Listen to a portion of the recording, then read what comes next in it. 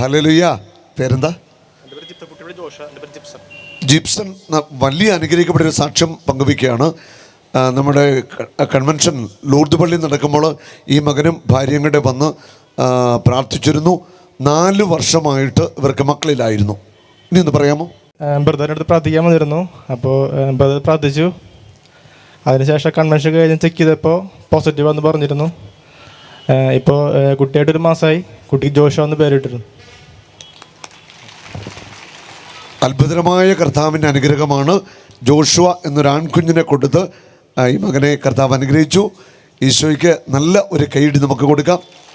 സന്തോഷമായില്ലേ? സന്തോഷമായി. ഇനി മക്കളെ വേണോ? ഉറപ്പല്ല, ഇനിയും കർത്താവ് തരും കേട്ടോ. ധൈര്യമായിട്ട് നോക്കൂ, ഉറപ്പാ കർത്താവ് തരും. ഹല്ലേലൂയ.